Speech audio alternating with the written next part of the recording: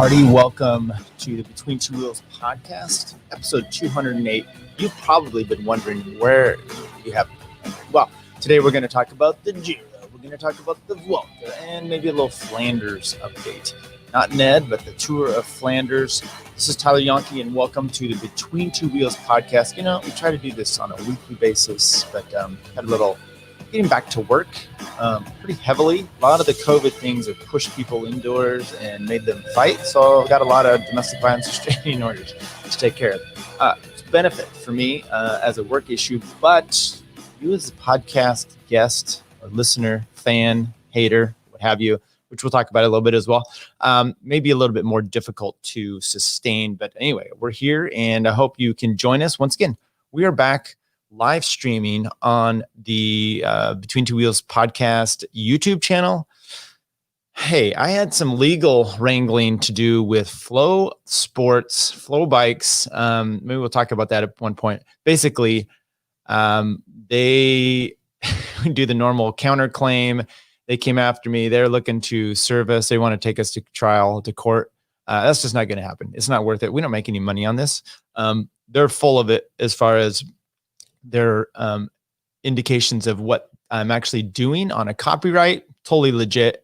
But what they can do, and this happens all the time, is they have, what am I going to do? I'm going to really fight for this. I'm going to just want to stream a few little items here on this dinky little channel. No, that's not going to happen. So made a deal with them. I'm not going to just post their shit up there.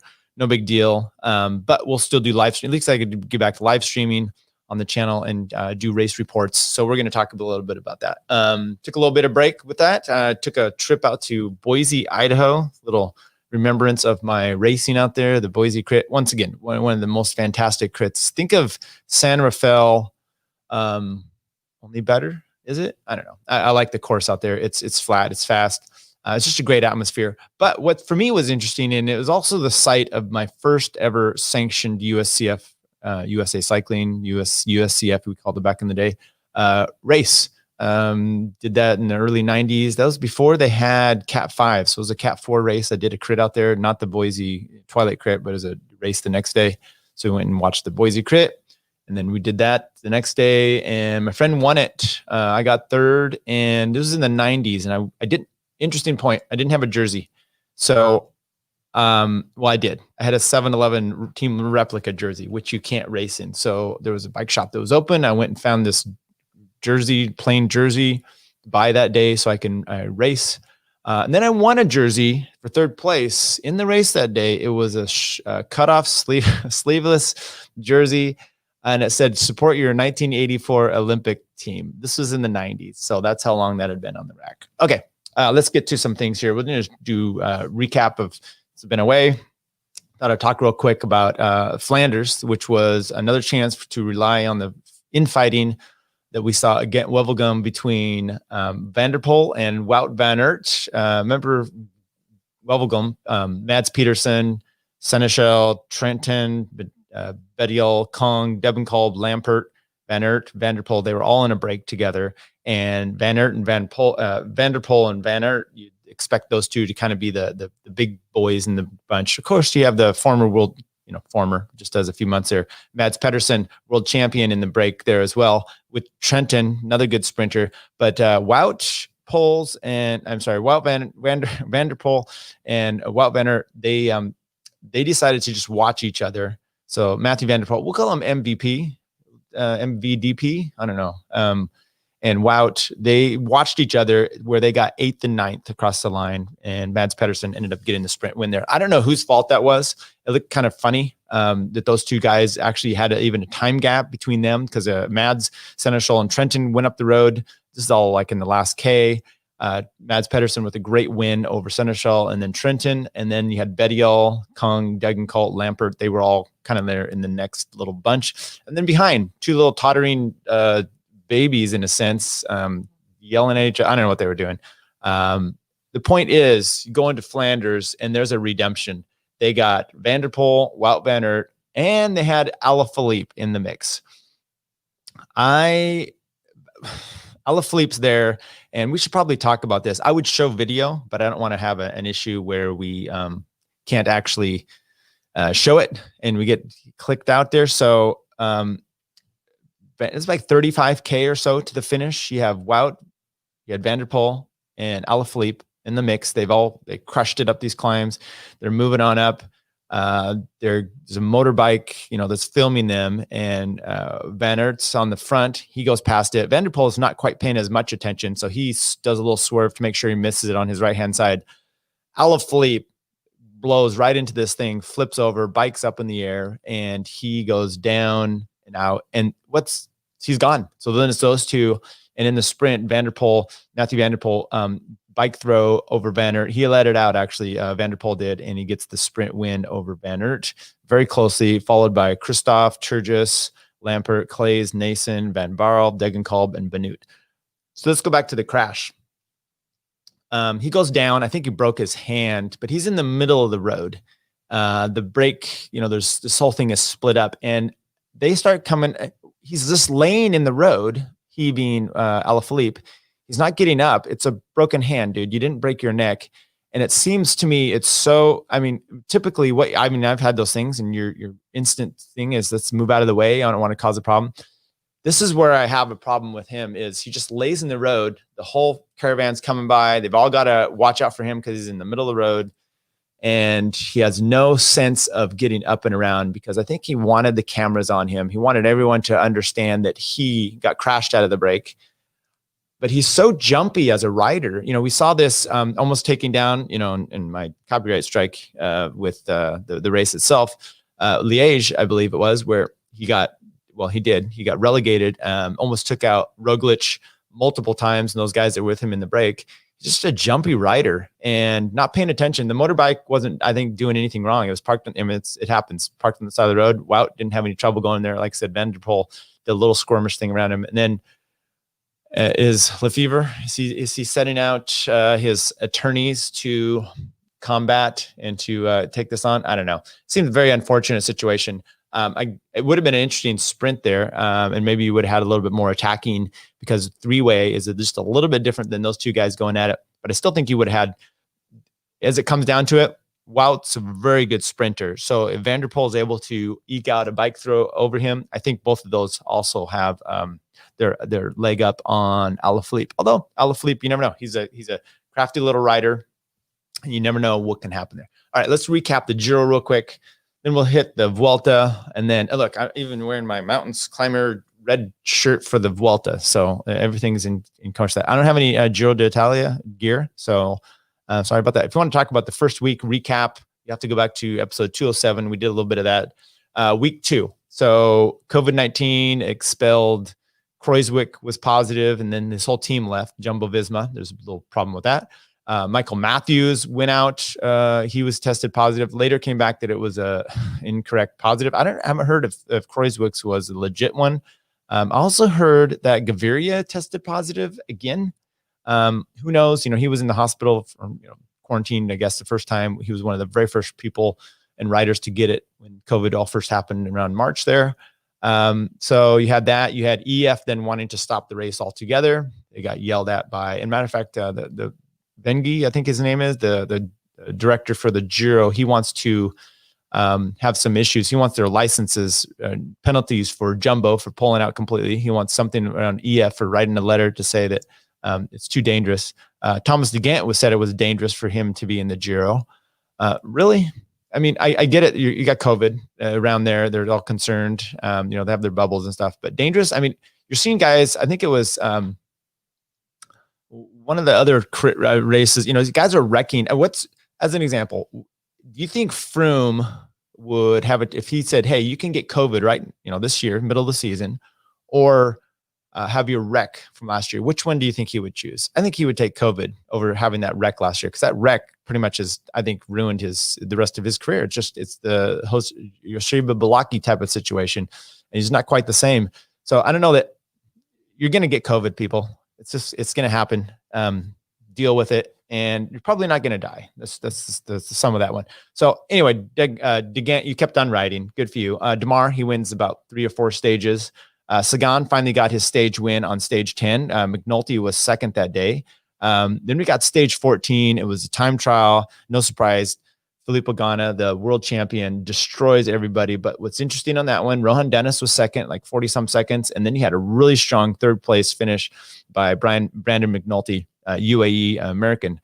He jumped from 11th all the way up into 4th place that day. Stage 15 though was that was stage 14. Stage 15 was a turning point. Gegenhardt, he wins the stage over Kelderman. Jai Hindley and Almeida finally losing some time. João Almeida rides for Dequina Quickstep. Kind of a surprise. I think he's Portugal, doing really well in the race the whole time. I'm not a fan of his riding style. Reminds me of some of the French riders, the mouth wide open. Who does that? When you're out there riding, you're really hurting. Are you having your tongue way out? That's almost more energy. You see the guys that are really suffering. It's a crimped face. The tongue's not out. I think the tongue out is a display of look at me. And I got a lot of that from João Almeida. Now, I'll give him some credit for his fighting though. Anyway, he finally loses some time. McNulty goes from the day before, he went from 11th up to 4th. He drops all the way out back to 11th place. And then we kind of just saw him disappear in the race. He did have some other good results, but not quite what you would expect from there. But he wasn't a factor from then on. Stage 16, Ben O'Connor, NTT, he gets a chance to get the win, but Jan Tratnik of Bahrain Merida ends up out kicking him on the final little clip up to the line. So he gets second place that day. The very next day, though, Ben O'Connor turns it around. He then turns the tables and gets his win over the Bahrain again rider, Pernsteiner. Then we've got some interesting things with 18, 19 wasn't so great. Stage 20 and stage 21 with the time trial. So stage 18, they go over the Stelvio. That's like a 24, I think they said it was 24 kilometer climb, brutal, but it wasn't the final climb. So you hit that around 50, 60K to go over the top of the climb, go down a little bit of through the valley, and then they hit the final climb, which was like another 9K or so. What was interesting, and maybe it's the debate to be had, is João Almeida starts to, and this is what's great. This happens both days where the second to last climb, the action takes place instead of just everything waiting for like the last 5K. 24K up on this climb. They're about halfway up or so. João Almeida's already getting peeled off, the pink jersey. Kelderman now is then trying to hold on. So it's him, his teammate Jai Hindley from Australia. You got then another Australian in Ineos, Rohan Dennis, pulling his teammate Theo Gegenhardt, the Englishman. And pretty soon, Kelderman's having trouble and Hindley's hanging on. So Hindley and Theo Gegenhardt, they're like a few seconds off of each other, but they're still, I want to say about at that point, a minute or so back from Kelderman, maybe almost 2 minutes back from Kelderman. Hindley lets his teammate struggle all the way behind and doesn't end up going back. It's a close call. I mean, at the time I'm like, do you actually do that? I mean, maybe, because what happens is they go over the climb. There's like 40-second gap at this point, but then you have Rohan Dennis still with Theo Gegenhardt, and he starts drilling it over the top and through the valley. You've got a time, one of the best we just said, he was second place to, former world champion time trialer too, drilling it through the valley, just pulling Gegenhardt and Jai Hindley at this point, puts on another 20, 30 seconds. So I think they hit the bottom of the climb with like a minute 10, minute 20. Next thing you know, Dennis is gone. Theo Gegenhardt hits the front, and he's basically the one doing all the work. It's an interesting contrast, Gegenhardt and Hindley. He spins quite nicely. Gegenhardt pushes a bigger gear, and they push themselves all the way up to the top of the climb. Over the top for the finish, Jai Hindley jumps Theo and gets the win, gets a little bonus seconds, and they are, I think, virtually tied on time, or not quite tied on time. They're close, but in the end, they put enough time over João Almeida, what he gets out of the pink jersey, but Kelderman comes through and saves himself. I think he has like 12, 13 seconds or so as a gap there. Tight finish, but what do you do? Well, you've got Sunweb. They now have their man Kelderman in the pink jersey, but just right behind, you saw a really strong display from Gegenhardt and Rohan Dennis, and you got another big climb the 2 days later up the Siestriere, when they do repeats up that. Stage 19, in the middle between those two, there's no change on GC, and Joseph Czerny, I think he's a Polish guy, for CCC, takes the win. I don't know if that's CCC's first win of the season. I don't even know what's going on with that team there. Stage 20, much like a similar repeat. Once again, they're repeating up. I think they go Siestriere, do it 3 times. The final time up, McNulty's up in a break. He actually gets caught on the last time up, can't hold on to the guys in the lead. But second time up, you've got Kelderman getting distance again, and Jao Almeida just hanging on and does his thing, hanging on to Rohan Dennis and Tel Gegenhardt. Last time up there, Jai Hindley keeps attacking, not getting any distance, and holds on to Kelderman. They keep letting Rohan Dennis come back. In the end, though, Tel Gegenhardt, by the way, up there, Jao had taken a time bonus, so I think he had taken a little bit of a lead. They go over the top. They have the finish, sprint finish. Tel Gegenhardt ends up winning the stage. He also gets the extra time bonuses. They are locked dead even on time. They both have a gap about a minute and a half, minute 40 or so over Kelderman. And since they're same equal time, even though Gegenhardt won that day, it's a count back to the stage before, and whoever got the highest placing, well, Zhao won the stage before, or actually 2 days before that. So he gets the count back and he gets the pink jersey. So going to the final time trial, 30 some K. You always knew it was going to be tough for Hindley. I mean, he's definitely more of your pure climber type. Kelderman's like a minute and a half or so, minute 40 back. Ghana ends up blowing everybody away, as he's wont to do. No one else is really, you're concerned too much about. In the end, you get Hindley loses 39 seconds to Tel Gegenhardt, who never got to wear the pink jersey.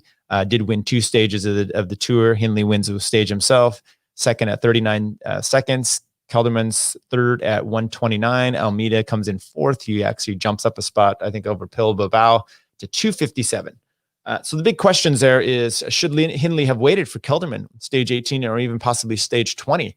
Stage 18 may have allowed him to, both of them might have been able to get back to Rohan and Tel Gegenhardt. But in the end, I think, especially when you saw how much Kelderman lost on both days, you just don't probably do that. Too bad they didn't have another climber to really help, because Kelderman was out on his own for about 40 kilometers and only on stage 18, and didn't actually lose as much time as you thought he might actually do. So in the end, it's probably the right call to do. I mean, Hindley came out and said, "Oh yeah, we didn't put a step wrong as far as team tactics go." Well, yeah, dude, you helped you be able to get up in there. Almeida, he did an amazing job in Giro. I think he had probably the majority of the race. He had the leader's jersey. Very impressive. I mean, it took it on, I think, stage 3 up to Mount Etna, and then held it on till stage 18. So very impressive for him. I did not expect that. Once again, I saw him fighting a lot and being able to do it well. Rohan Dennis comes through as one of the most great teammates here for Ineos that they could have. And what a day they have on that Sunday. Not only did they get the win there, I think in the Vuelta that day, Jonathan Navarro, I would have to remember his name. Or is it Castroviejo that won that day for Ineos? So they ended up winning all the way around. Or Carapaz went into the lead. That's what it was. So you had Rohan Dennis being a great teammate and an amazing ride. And overall, you get Tel Gegenhardt, young Ineos rider, amazing job. I don't know if it's so much of a surprise. I saw him Tour California just laying it down for Egan Bernal. I've seen him in several other races, being able to put the medal down as well. And so seeing him come through was not a tremendous surprise. Plus, you had a lot of guys. Thomas crashed out, or did he crash out? I don't know. He went out early. Kreuzwick was out. You had just a weird situation with the Giro in one spot in there in the middle. I was kind of bored as far as, you got Jao Almeida in the lead here. Where's some excitement? The whole Jumbo Visma team was out of it as well. Once again, too bad, but Kreuzwick getting the COVID. I didn't hear if that was a false positive. I know that Michael Matthews actually did. Okay. Well, now we have the Vuelta. So that's the end of that. This is the last big race of the year. Obviously the last, and what you're seeing with both of these races, the Giro got some shortened stages. That one up to Sestriere there. That's a famous climb, not only for the Giro but for the Tour. I think it was 1992. Claudio Chiappucci won up there. The Tour every once in a while runs itself into Italy, and they went up to Sestriere, and it's been famously showcased for the Tour and for the Giro. Now the Vuelta is coming on late in the year, and the weather has kind of played a part, playing a part a little bit with the Giro too. I just imagine some of these guys are like, hey, I usually do the Vuelta, get a lot of sunshine. Not this time. So stage one starts out right away. They start on a Tuesday. They missed the first, weekend or so. They're shortened it to 18 stages for that effect. Still having 2 rest days. So stage one starts out with a blistering climb. You see Roglic, Sepp Kuss doing their same thing. It's like, repeat of what we just saw on the Tour for the most part. And the Vuelta, stage one went to Roglic, Mountains jersey to Sepp Kuss. So impressive for him. And Sepp said, hey, usually it takes me a little bit warming up into the race. And I felt great coming up on stage one. Stage two, Marc Soler wins. I think it was in his hometown. You ever saw that on the movie star Netflix documentary? I think it was the same area where he was raising his hand, being all pissy and showing these kind of little turd. Well, he actually gets his chance this time, tacks up on the final climb, gets a stage win. Second place goes to Roglic, Sepp in 9th place. And what you're seeing there is Sepp, instead of having a big day of getting dropped out, he's trying to keep himself up front. Dumoulin had come into this race saying, look, I fully plan to race for the win. Nope. First day up to climb, he loses a bunch of time. He's out. So George Bennett was closely there, but you've been seeing Sepp Kuss just doing his thing and looking great. Stage three, Dan Martin with the last great about 500 meters, just did his he can really do that. You can see him, he sprints up and over the top, and Roglic wasn't able to come around. He gets 2nd place on the day. Stage four, Sepp was in 9th that day. Stage four, sprint finish for Sam Bennett. Really good over Philipsen. Was it Jakob Philipsen, or is that who? We'll have to go to the tape here. Maybe I'm misremembering some of the actual. Would you say stage four?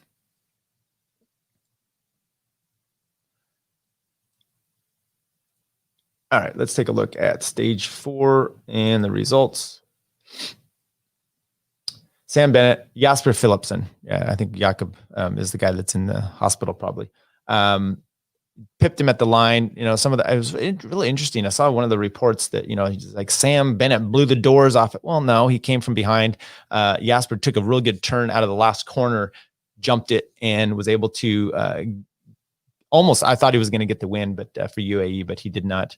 The GC from there, it was Roglic, Dan Martin, Carapaz. So you got Carapaz, who is actually looking really good right now, and probably a little bit, worried about him. So you go into stage five. Tim Wellens gets in a little break with Guillaume Martin. Martin lost time initially as well, but he's been really active. And you don't really see him necessarily in the breaks, but you've been, portent of things to come. Been seeing him in the breaks and doing well over Arnsman, and Roglic was the best of the rest. Stage six, he had some really foul weather. This was right before the rest day, Sunday. A jacket issue, evidently a miscue fires for Roglic. And forgot to talk about this, but over in I think it was up the Stelvio, you had Jai Hindley coming over the top, having trouble like forever trying to put his jacket on. Same with Kelderman and a few other guys. So, matter of fact, Kelderman actually at one point just takes it off, rips it, and throws it away. This is a similar issue, except it was a pouring rain. I guess Roglic was trying to put his jacket on. There's a little split in the group. This is second to last climb. He had to fight his way back into it for the last climb. Sepp Kuss, and then there's a split that happens when he got distanced. And then he had to fight his way up there. He said he was pretty spent just getting back up to the group when the final climb happened. I don't know what happened to Sepp. He ends up losing 9 minutes or so, 9 or 10 minutes, and was missed. I'm presuming he missed the split as well. That was said, but I'm presuming that it was, really cold. It's rainy. You missed the split. You're not the leader for the race. You just kind of ride that last bit. I'm a little disappointed because it gives Jumbo, or at least Roglic, gives him a little bit more of an opportunity, a chance when you got more guys up the front. In the end, you had this whole mountain was just disintegrated as far as riders going. Jan Izagirre ends up getting the win, and Carapaz attacks out of the group. You see that Roglic is missing the split, and there's other guys going up the road. Mike Woods goes up there. I think he had already been in the break. And in the end, you have Jan Izagirre, Mike Woods, Rui Costa, Robert Power. That's a great name, by the way, Power. Michael Valgren, Guillaume Martin. I think they were all in the break. And then the best of the rest, Hugh Carthy comes in just ahead and drops actually Carapaz. Carapaz has been blowing this thing up the climb. He ends up, from Hugh Carthy, 48 seconds off of the win of Izagirre. You've got Carapaz, 55 seconds. So Hugh takes a little bit of time out of him. Poles. Soler had been up in the break, and then all the way down here in 20th place is Roglic at 138 back. So you got a total change of the general classification with Carapaz going into the lead over Hugh Carthy, Dan Martin, 20 seconds, Primoz Roglic, 30 seconds. And way down here in 23rd place, Sepp Kuss loses 17 places to 23rd. Have a rest day. And then coming in today was stage 7. No, it was windy, but it wasn't quite like what you had on the previous day with all the rain. But they went over this beautiful section that they went through in the Basque Country. And they went up this, if you get a chance to actually watch it, it's pretty good. But as far as the profile goes, it's the same climb up the Porta de Orduna. And this pretty famous climb in the Tour of the Vuelta. I think they've done it since the 50s. They've never done a mountaintop finish there, but you can see it's pretty nasty grade all the way up to the top. What was interesting about it was it pretty much had a lot of switchbacks, and it was kind of leveled out, and then the switchbacks would come and kind of be pitching up, and you had a lot of wide open headwind. So there's a break of like, well, it started out early, Sepp Kuss gets in this move, then a break swells to about 36. You got Guillaume Martin is up there. George Bennett for Lotto, he makes the group as well, so that's good for them. But then you have Valverde. He's only 2.5-3 minutes or so off the lead, and this break never got more than like 2:10. It was hovering between 1:30 and 2:10. They're going up the climb for the last time. Sepp Kuss had taken the lead, King of the Mountain jersey points the first time up the climb. This time they're fighting for it. You're thinking, oh, Sepp is just going to destroy this thing, or at least look good. But they have, you can see the profile there. They come out, they have about 20 kilometers or so to the finish once they go over the top. The climb, Sepp is attacking, but he's always looking back, and you start to realize that he's actually working for not necessarily as King of the Mountains, but he's working for George Bennett to try to get more time, get him moving up in the top 10. And the problem with that is there's too much headwind for both of these guys. It's just that their group never really splits. And then when you get those two little climbers on the front, what you end up seeing is they just can't power away. However, about, 5 or so K from the top, Mike Woods sets out and he gets a big gap. You keep seeing Valverde, Fraley, Nans Peters, Guillaume Martin trying to go. Pretty soon they do form a gap over the George Bennett, Sepp Kuss group. They don't catch Woods until over the top. On going down the other side, Guillaume Martin takes the points for the second place. He ends up getting the Mountains jersey. Then you've got these 5-6 riders up the road: Omar Fraley, Valverde, who's only 3 minutes out, Mike Woods, Nans Peters, and Guillaume Martin. So those are the guns there. And Woods is not working with them. And obviously, for the fact that he's got Hugh Carthy back there, he doesn't want to put him in jeopardy as far as helping Valverde. And the announcers are pretty interesting. I'm watching it on NBC, and they're kind of confused about this. And then they're saying, oh, well, he's got a teammate back there, so he's not doing this. And, it's going to just really tick everyone out. I think everyone understands this. I didn't think it was anything special. And then Valverde is attacking. Woods is countering up there. Woods is obviously going for the win. And once again, the announcers were floored, as if he made a deal that he wouldn't pull through and not race for the win. No, that's not what's happening. He's not going to pull through, but he's definitely going to race for the win. And you saw that with about 1.2 K to go. Mike Woods hits it really hard. There's a headwind, a slight up, and he's able to just hold off to the line, does a nice post up. Next thing you know, Mike Woods with a win in the Vuelta. What's interesting there is you have the fact that Mike Woods did not get a ride in the Tour de France, right? They put TJ Van Garderen in there. Do you know how TJ's doing? Do you know he's in the Vuelta? Let's look at the teams here for riders for the United States. Not Team UAE, sorry. So as far as the United States goes, we have Sepp Kuss, Will Barta for Team CCC, Ian Garrison, TJ Van Garderen, and Ogan Lowen. TJ, 117th place. He used to be a real good climber and a guy that you would see supporting his riders. I'm sure he's doing stuff, but once again, he got the place in the tour over Mike Woods, because Mike Woods is going to Israel Startup Nation next year to ride for Froome or Dan Martin, whomever. And Mike Woods, once again, showing that he can race just well. What if this would have been EF in the tour? I know they got a stage win with Vuelta, but you could have had Mike Woods doing well as well. They did get another win in the Giro, so that was with Guerrero. They're crazy jerseys, but good for Mike Woods. 7 stages down, and they've already got a win for EF Education First. I just hope they, once again, like everybody, get to keep the fact that they're sponsorship for the rest of the years. And I don't know how their situation is. What do we got coming up? So coming up, stage 7. That's tomorrow. Cat 2 and a Cat 1, last 20K are down and lumpy. So probably a breakaway. Probably not going to see a lot of GC battle. However, stage 8 to Alto de Moncalvillo, it's a 165 kilometers, a Cat 2, a final Cat 1 mountaintop finish. Then you've got on Thursday, Castrillo de Va to Aguera del Campo. That's going to be a sprinter's day, another sprinter's day on Friday, on Friday. And then Saturday, Sunday, you just a little get more info and excitement. Alto de la Furapona on Saturday, 170 kilometers, a Cat 3, a 1, a 1, a 1, and a Cat 1 finish. And then we've got Sunday before the next rest day, Pola de la Viana to Alto de Anguillu, and up the Anguillu, 109 kilometers, so a pretty short stage.